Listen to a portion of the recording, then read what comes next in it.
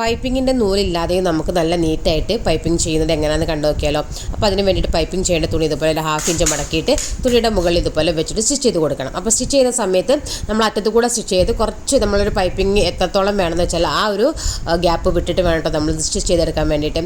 ഇനി ഈ ഒരു പീസിനെ നമുക്ക് ഇതുപോലെ ഒന്ന് മടക്കി കൊടുക്കണം. ബാക്ക് സൈഡിലോട്ടേക്ക് ഇതുപോലെ ഒന്ന് മടക്കി കൊടുത്തിട്ട് ഒന്നും കൂടെ ഈ ഒരു പൈപ്പിങ്ങിൻ്റെ ഭാഗം ഇതുപോലെ ഒന്ന് ടേൺ ചെയ്ത് കൊടുക്കാം. എന്നിട്ട് ഈ ഒരു പൈപ്പിങ്ങിൻ്റെ ഭാഗത്ത് ഇതുപോലെ ഒന്ന് നമുക്ക് ടോപ്പ് സ്റ്റിച്ച് ചെയ്തെടുക്കാം. അപ്പോൾ ഒരു കണ്ടല്ലോ, ഈ ഒരു പൈപ്പിങ് നല്ല നീറ്റായിട്ട് തന്നെ നമുക്കിവിടെ വന്ന് കിട്ടിയിട്ടുണ്ട്.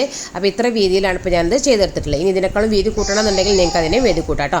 ഇനി അതിൻ്റെ മുകളിൽ നമുക്ക് ഇതുപോലെ തന്നെ ഒന്ന് സ്റ്റിച്ച് ചെയ്ത് കൊടുക്കാം. കാരണം നമ്മുടെ ബാക്ക് വശത്ത് ആ ഒരു തുണി അത്യാവശ്യമായിട്ട് കിടക്കുന്നുണ്ടാവും. അപ്പോൾ അത് ഫിനിഷിങ്ങിൽ കിട്ടാൻ വേണ്ടിയിട്ട് ഈ ഒരു മുകൾ വശത്തും കൂടി നമുക്കൊന്ന് സ്റ്റിച്ച് ചെയ്ത് കൊടുക്കണം. അപ്പോൾ ഇത്രയേ ഉള്ളൂ. വീഡിയോ ഇഷ്ടപ്പെട്ടെങ്കിൽ ലൈക്ക് ചെയ്യാൻ മറക്കരുത്. ചാനൽ ആദ്യമായിട്ട് കാണുന്നുണ്ടെങ്കിൽ ഒന്ന് സബ്സ്ക്രൈബ് ചെയ്തേക്കാം കേട്ടോ. അപ്പോൾ നിങ്ങൾക്ക് ചുരിദാറിൻ്റെ താഴ്വശത്തും അതുപോലെ സ്ലീവ്സിലൊക്കെ ചെയ്യാൻ പറ്റിയിട്ടുള്ളൊരു ട്രിക്കാണ്. ട്രൈ ചെയ്ത് നോക്കുക, കമൻറ്റിൽ പറയാം.